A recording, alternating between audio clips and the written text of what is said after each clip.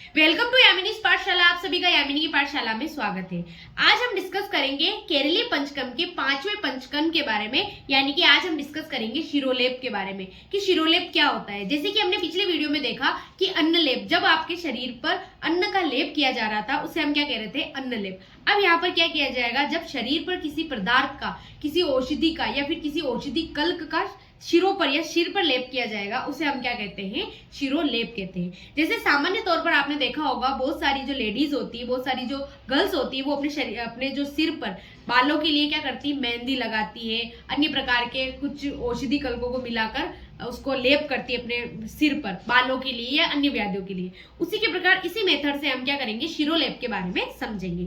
अर्थात औषधि से सिद्ध कल्क का सिर पर लेप करना क्या कहलाता है, शिरोलेप कहलाता है। अर्थात स्नेह युक्त औषध एवं स्नेहहीन औषध का इसके अंतर्गत प्रयोग किया जाता है। यानी कि जो औषधि होती है वो कभी तो स्नेह युक्त भी हो सकती है और कभी स्नेह उपयुक्त भी हो सकती है। किसमें तो स्नेह औषधि का प्रयोग किया जाएगा और किसमें स्नेह औषधि का प्रयोग नहीं किया जाएगा, वो रोगी के प्रकृति के अनुसार होगा। और वातज प्रकृति होगी तो हम स्नेह का प्रयोग करेंगे, कफज प्रकृति होगी तो हम स्नेह का प्रयोग नहीं करेंगे। अब इसका किस तरीके से हम शिरोलेप का निर्माण करते हैं, तो सबसे पहले आमलकी, जपा पुष्प, मेहंदी, शिकाकाई या भृंगराज या रीठा आदि जो ये होती है दवाइयाँ या ऐसे औषधि होती है, इनका विभिन्न प्रकार के अन्य औषध मिलाकर इनका सिरों पर या सिर पर लेप किया जाता है। अगर हम केवल आमलकी की बात करें तो उपरोक्त में से किसी एक औषधि का क्या किया जाता है, चयन किया जाता है। जैसे कि हम आमलकी की बात करते हैं तो आमलकी का चयन किया जाता है। तत्पश्चात तक्र, दूध, दही, गोमूत्र, इक्षुरस, घृत कुमारी या घृत, इन जो भी द्रव क्वाद जो होते हैं, इनमें से किसी का भी एक का प्रयोग करके आमलकी को क्या किया जाता है, जैसे मान लो आमलकी को तक्र या छाछ के अंदर क्या किया जाता है, मिलाया जाता है। उसके पश्चात इसको मिश्रित करते हुए एक लेप को तैयार किया जाता है।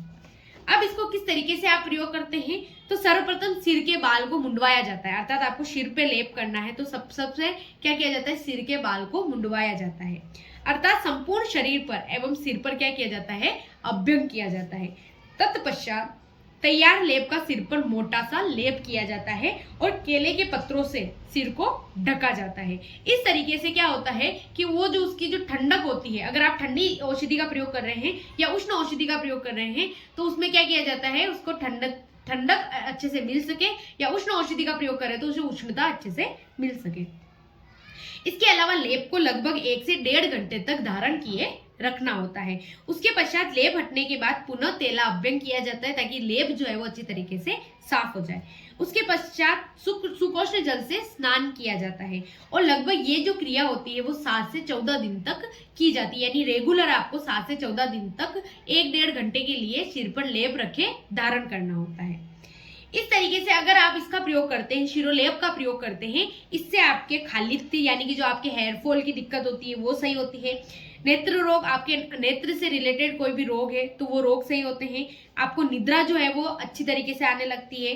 अर्दित रोग जो होता है वो नहीं होता है, या फिर उसके लिए इसका प्रयोग किया जाता है। शिरो रोग में इसका प्रयोग किया जाता है और पक्षाघात यानी पैरालिसिस में भी शिरोलेप का प्रयोग किया जाता है। इस तरीके से हमने शिरोलेप के बारे में समझा।